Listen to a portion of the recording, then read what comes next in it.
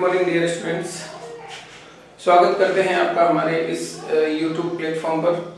और पहले की तरह ही आज की जो हमारी क्लास फिर से एक नए टॉपिक पर रहने वाली है। काफ़ी सारे टॉपिक देखिए दोस्तों हमने लॉकडाउन के दौरान पढ़े हैं और आशा करता हूँ आपने सभी के उनके अच्छे तरीके से नोट्स बनाए होंगे, प्रॉपर वे में वर्क किया होगा और उनको बस वीडियोस को आप एक रिवीजन के हिसाब से मान लीजिए, देखते रहिए बार बार, ताकि किसी प्रकार का और कोई दिक्कत हो तो जरूर आप डिस्कस कर सकते। आज की जो हमारी क्लास है वो बिल्कुल हम टेक्स्ट बुक पे शुरू करने वाले हैं और किसी प्रकार का अगर कोई छोटा मोटा टॉपिक रिमेनिंग या पेंडिंग रहेगा तो उस पर भी डिस्कस कर लिया जाएगा। आपको टेंशन करने की जरूरत नहीं है। कुछ बच्चों के पहले कमेंट्स थे कि सर लेटर टू एडिटर रह गया था, तो आई थिंक उनकी दिक्कत क्लियर हो चुकी होगी। कल की जो हमारी क्लास हुई थी उसमें मैंने क्लियर कर दिया था और आज तारीख हो चुकी है 5 सितंबर। सबसे पहले तो मैं आपको आज के इस शुभ दिवस की शुभकामनाएं दे रहा हूँ।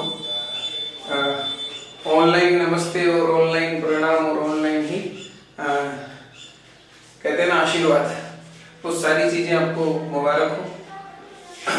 5 सितंबर शिक्षक दिवस, टीचर्स डे का दिन है और बहुत ही अच्छा दिन है आज का। किसी प्रकार की कोई गिले शिकवे टीचर के प्रति, किसी प्रकार की कोई भावनाएं, वो सारी हमारे मन में जितनी भी होती है हम उन्हें निकाल कर एक दिन हम अपने राष्ट्र निर्माता जो टीचर्स होते हैं हमारे, उनके प्रति समर्पित करते हैं। तो 5 सितंबर का दिन वैसे तो हम प्रोग्राम के रूप में मनाते हैं विद्यालय में, मगर लॉकडाउन का समय है, काफ़ी दूरी आ चुकी है आपके और हमारे बीच। भौतिक रूप से, मानसिक रूप से कभी नहीं आएगी। और जैसा कि आप सभी को पता है कि हम आज एक नया टॉपिक शुरू करने जा रहे हैं। कंपोजिशन सेक्शन में हमने काफ़ी कुछ मैटर पढ़ा है, फिलहाल हम अब आगे बढ़ रहे हैं। तो दोस्तों देखिए, सबसे पहले हमारे पास 2 बुक है, एक का नाम है रेनबो और एक का नाम है पैनोरमा। आपकी जो मेन टेक्स्ट बुक है, मेन टेक्स्ट बुक वो आपकी रेनबो ही है और जो ये पैनोरमा है वो कह सकते हो सप्लीमेंट्री बुक है। अगर बात करें कि ये दोनों बुक्स कितने कितने नंबर की हैं, तो मैं कह सकता हूँ रेनबो जो है वो 25 मार्क्स की है, जबकि पैनोरमा जो है वो 15 मार्क्स की है। रेनबो की अगर बात करें तो इसमें 11 लेसन है, 11 लेसन है कुल। 11 लेसन के साथ साथ 5 पोइम्स है। और उधर की तरफ बात करें पैनोरमा में तो इसमें भी 11 लेसन ही, यानी कि लेसन दोनों में बराबर है, 11 लेसन है। इनका जो कह सकते हो क्वेश्चन स्ट्रक्चर है या यहाँ से जो क्वेश्चन उठाए जाते हैं वो किस टाइप के रहेंगे वो थोड़ा ध्यान देंगे।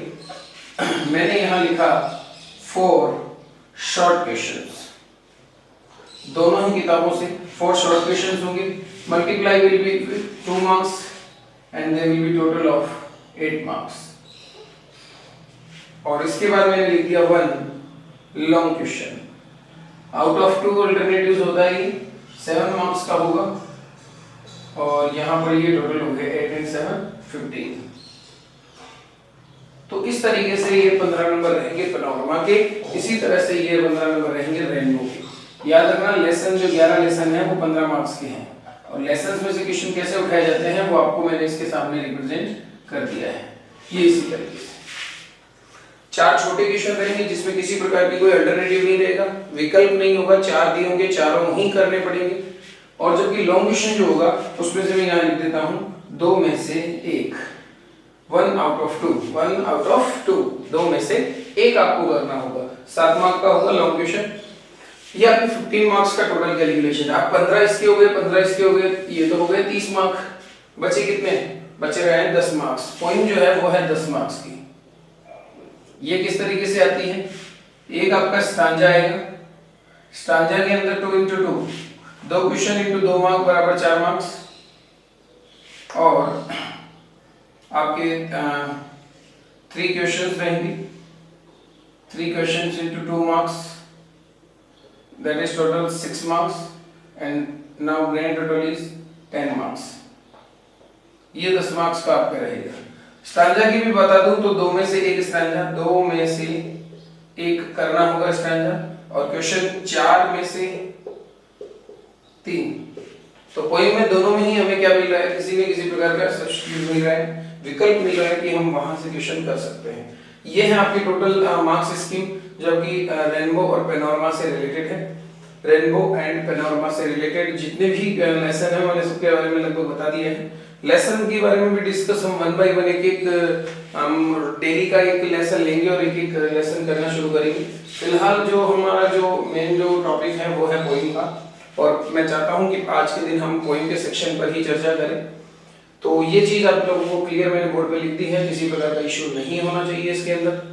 आई थिंक आप इसे कॉपी कर लोगे। इसे इरेज करता हूँ, बढ़ते हैं हमारे मुख्य बिंदु की तरफ।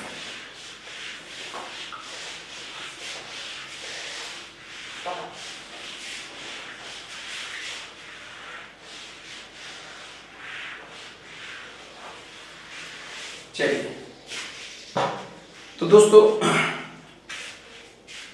हमारी जो पोइम है, पोइम नंबर 1,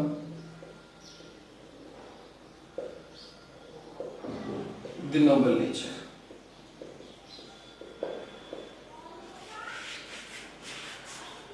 सबसे पहले छोटा मोटा डिस्कशन में करूंगा, उसके बाद मैं इस पोइम को पूरा लिखूंगा, उसके बाद इसको समझेंगे क्या है क्या नहीं है।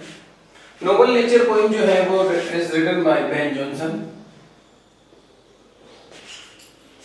बहुत ही शानदार और बहुत ही अच्छी पोइम है। इसके बारे में अगर बात करें, नोबल नेचर का मतलब क्या है? नोबल का मतलब हो गया आदर्श, अच्छे, श्रेष्ठ, बढ़िया, और नेचर का मतलब वैसे तो प्रकृति होता है, मगर यहाँ व्यक्ति से है।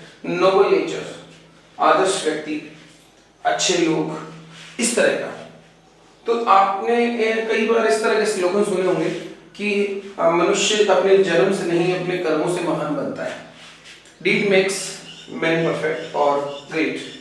हमारे जो कार्य होते हैं, हमारे जो लाइफ के अचीवमेंट्स होते हैं, हमारे जो डीड्स होते हैं, कह सकते हो, अगर अब मैं आपसे पूछूं कि हमारी लाइफ कैसी होनी चाहिए, so what should be your answer? आपका आंसर क्या होना चाहिए? वेस्ट होनी चाहिए? No, our life should be full of heroic achievements. Our life should be full of great deeds, noble deeds. ऐसी होनी चाहिए हमारी लाइफ। कौन सी लाइफ ज्यादा इंपॉर्टेंट लगती है? कौन सी लाइफ ज्यादा इंपॉर्टेंस रखती है? लॉन्ग लाइफ या शॉर्ट लाइफ? आप कह सकते हो कोई सी भी लाइफ इंपॉर्टेंस रख सकती है, बशर्ते उस लाइफ के अंदर कुछ ऐसा किया जाना चाहिए तो दूसरों को इंस्पायर कर सके। अगर हमने अपना छोटा सा जीवन जिया हो और उसी छोटे से जीवन के अंदर हमने दूसरों को इंस्पिरेशन देने का काम किया हो, तो दैट इज परफेक्ट लाइफ। बहुत सारे ऐसे हमारे फ्रीडम फाइटर्स थे जो कि काफी शॉर्ट एज, यंग एज में ही उन्होंने अपने देश के लिए सेक्रीफाइस किया, बलिदान दिया। तो आपको क्या लगता है, वे लोग जो बूढ़े होकर मरे और वे लोग जिन्होंने यंग एज में ही अपना कह सकते हो कि सेक्रीफाइस दे दिया, उनमें से हम आप देख सकते हो कि ज्यादातर हम उन लोगों को याद करते हैं जिन्होंने यंग एज में अपना जान दे दी अपने देश की खातिर। दैट्स उनकी अगर बात को देखा जाए तो वही चीज हो रही है ना, कि लॉन्ग लाइफ जो है वो इम्पोर्टेंस नहीं रखती, इम्पोर्टेंस रखता है हमारे उस शॉर्ट लाइफ में भी किया गया कार्य। बड़ा होने से कुछ नहीं होता है। कबीरदास जी का एक दोहा भी है ना कि बड़ा भया तो क्या भया, जैसे पेड़ खजूर, पंथी को छाया नहीं और फल लागे अति दूर। तो बड़ा होने से कुछ मतलब नहीं है, हमारी लाइफ जो है फ्रूटफुल होनी चाहिए। तो सिमिलरली इस पोइम के अंदर भी एक लिली, एक ओक, कुमुदनी होगी और ओक आपका बलूत का पेड़ होगा। लिली और ओक के बारे में दिया हुआ है। Difference between the life of a lily and an oak tree. क्या लगता है कौन सा बढ़िया है इन दोनों में से?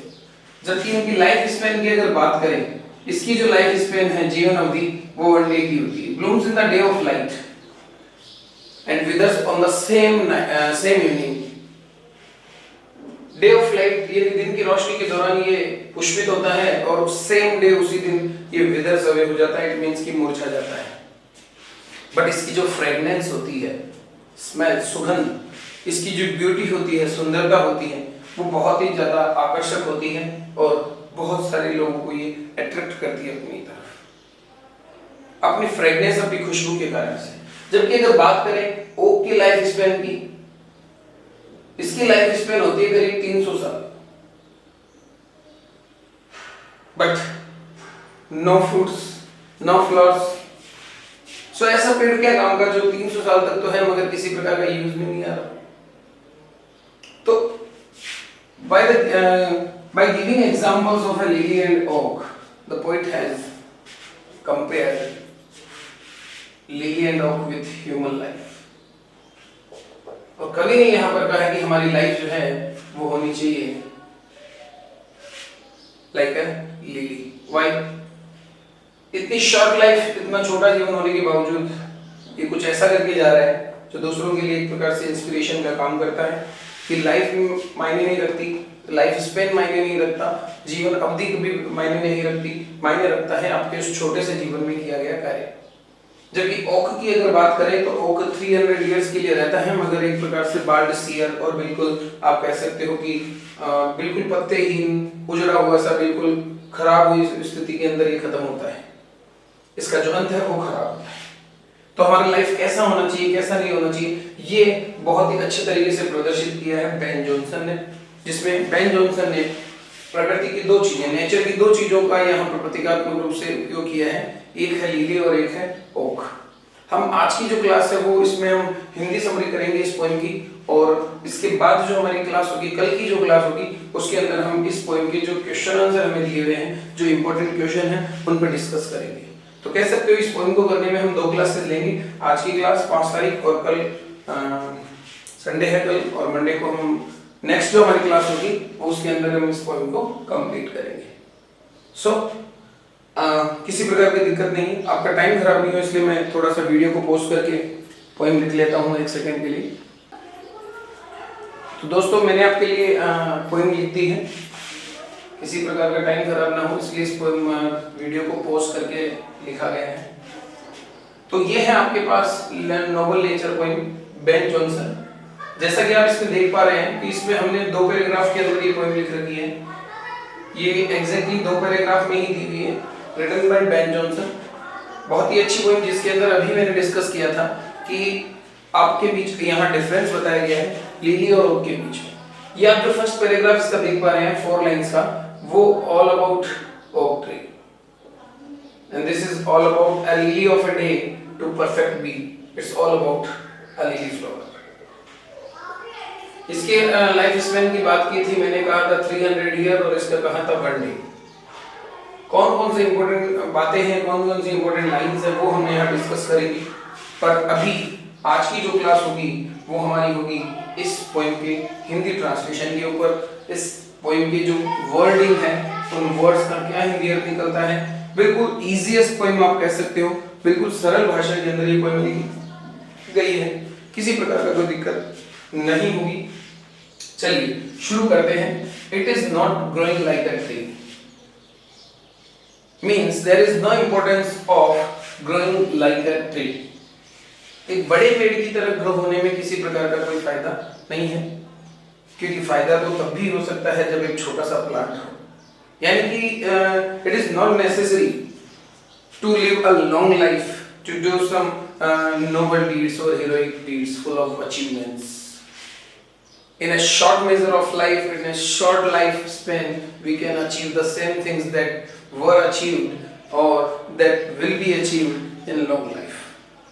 आप लाइफ को नहीं कह सकते कि लाइफ छोटी हो तो अच्छी है या बड़ी है तो अच्छी है। हम छोटे जीवन के अंदर भी काफी कुछ हमारा एक्स्ट्रा एफर्ट लगाकर हम बहुत अच्छे और बहुत ही ग्रेट इंपॉर्टेंट वर्क कर सकते हैं हमारी सोसाइटी के लिए, which can be inspiration for all of others.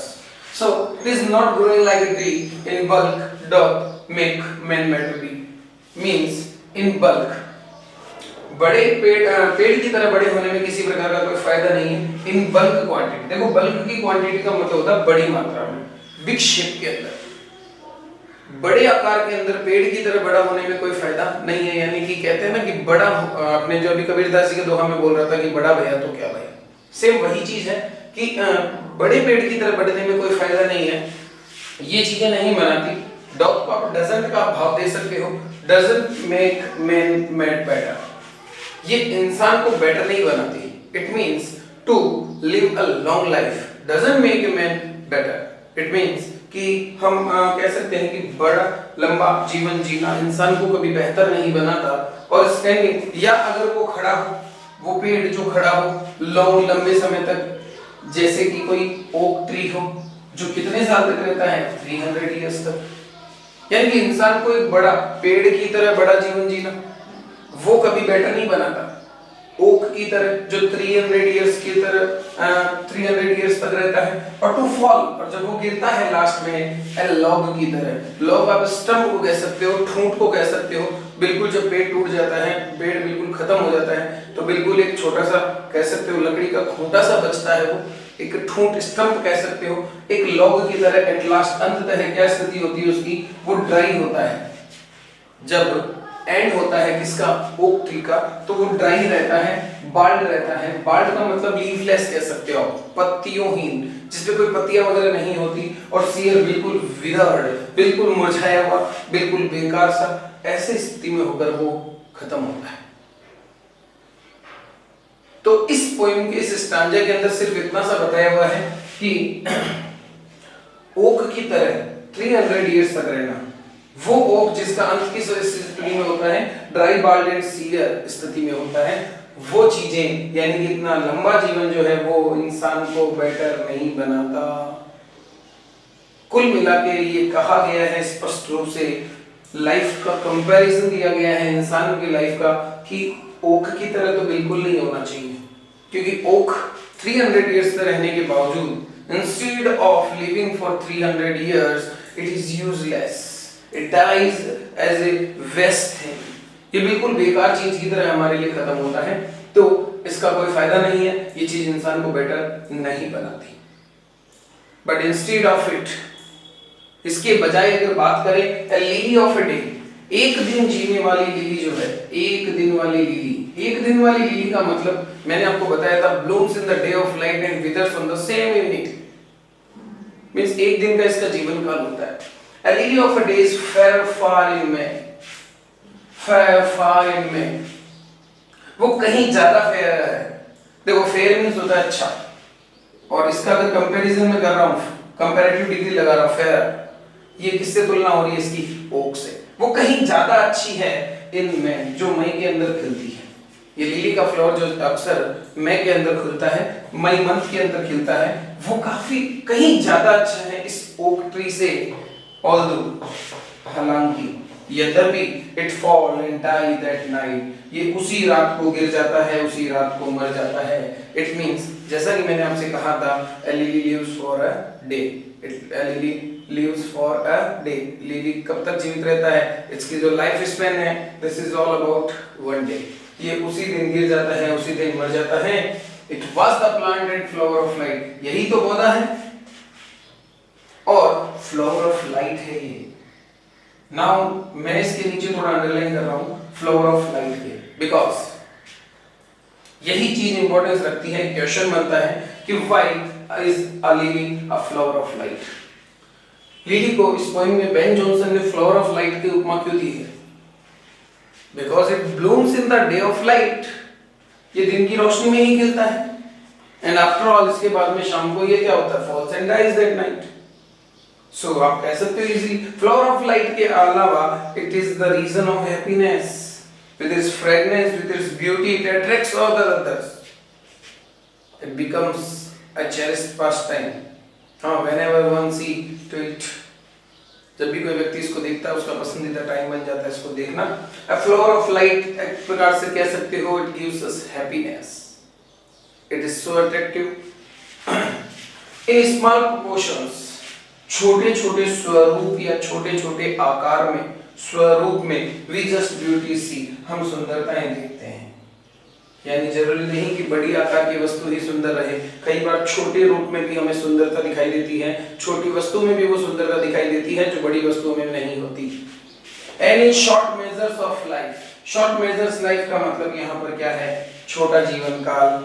छोटा जीवन काल भी में परफेक्ट भी, वो हमारा परफेक्ट हो सकता है, बट कब रहेगा हमारा छोटा जीवन परफेक्ट? बट वो केवल और केवल तब रहेगा जब ये छोटा सा जो जीवन काल है वो फुल ऑफ हीरोइक अचीवमेंट्स हो, full of heroic deeds, full of achievements, full of noble works, एक प्रकार से एक जैसी ही बातें हैं। सो आपको क्या लगता है, ये जो पैराग्राफ आपने यहाँ पढ़ा वो है ओक के बारे में और नीचे वाला है लिली के बारे में। सो आप किसके फेवर में हो, आपका लाइफ कैसा होना चाहिए, कमेंट आना चाहिए आपका लाइफ कैसा होना चाहिए इसके नीचे। तो definitely I think our life should be like a lily flower which lives only for a day, dies on the same night, but in its short measure of life, its life is perfect. Why? Because of its beauty and fragrance, it gives happiness to all. ये हमें किस प्रकार की, हमको सबको खुशी देती है, सुंदरता देती है. So it is not necessary to live a long life like a lily, like an oak tree, because it dies. In what state?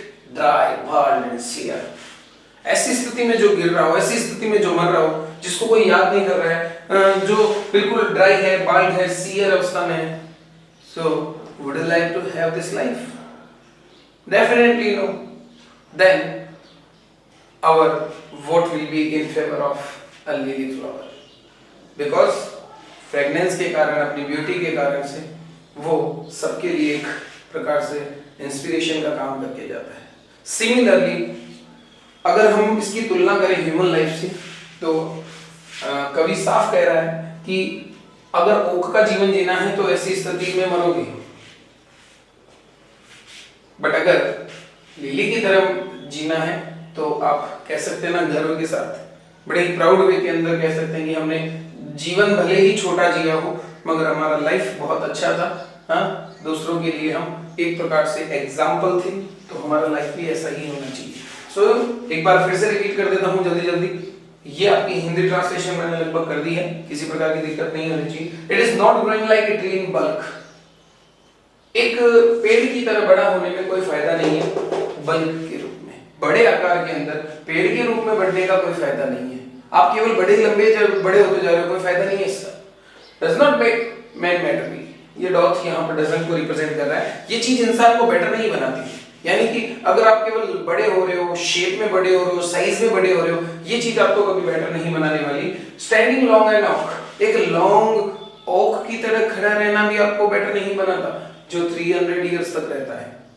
इसका मतलब ओक की जो लाइफ स्पैन है वो कितनी है? 300 ईयर. ओक की तरह खड़ा रहने में कोई फायदा नहीं, क्योंकि वो जब गिरता है तो एट लास्ट एक लॉग स्टंप की तरह ड्राई बाल्डेड सियर स्टेट में गिरता है. It means there is no use of living a life like a oak tree, like an oak tree. Is it clear? So in the second paragraph, a lily of a day, but instead of living a life like an oak tree, it is better to live a life like a lily flower. A lily of a day is far in May. ये मई के महीने के अंदर उगने वाला जो lily का flower है वो कहीं ज्यादा अच्छा है इस पेड़ की तुलना में. तो फिर यहाँ पे कंपैरेटिव डिग्री का इस्तेमाल किया गया, क्यों तुलना कर रहे हैं ओक से, वो कहीं भी ज्यादा अच्छा है इस ओक ट्री से. although it falls and dies that night, हालांकि ये उसी रात उसी शाम गिर जाता है, मर जाता है. इट मींस इसका लाइफ स्पैन इतना ही होता है. It was the plant and flower of light. पर यही तो फ्लावर ऑफ लाइट है, प्रकाश वाला फूल है. इसका मतलब यही है, डे ऑफ लाइट के अंदर खिलता है, उसी दिन मुरझा जाता है. लाइफ स्पैन छोटा होने के कारण भी ये एक प्रकार से इंस्पिरेशन है, कैसे अपनी फ्रेग्रेंस, अपनी ब्यूटी, अपनी स्मेल के कारण से.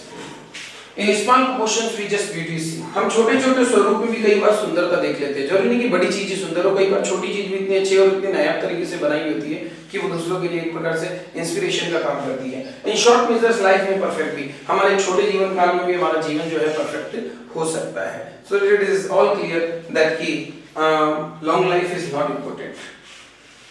Life can be short, but must be full of heroic deeds, achievements, and noble works. So this was all about the poem "The Noble Nature" written by Ben Jonson. तो यहाँ पर तुलना दो paragraph के अंदर ओक और lily के बीच की गई है. हम मिलेंगे कल की क्लास के अंदर, जहाँ पर हम इस पोएम के कुछ इंपॉर्टेंट क्वेश्चनों पर डिस्कस करने वाले हैं. तो कल की जो पोएम की क्लास रहेगी वो आपको अपनी नोटबुक में नोट करना है. प्लस इसकी थीम की बात करेंगे. थीम का ऑरली मैंने बात कर ली है, जब क्वेश्चन आंसर करेंगे तो उसके अंदर वो क्वेश्चन भी लेंगे. सो मिलते हैं कल की क्लास में. That's all for today. Have a nice time. Thank you.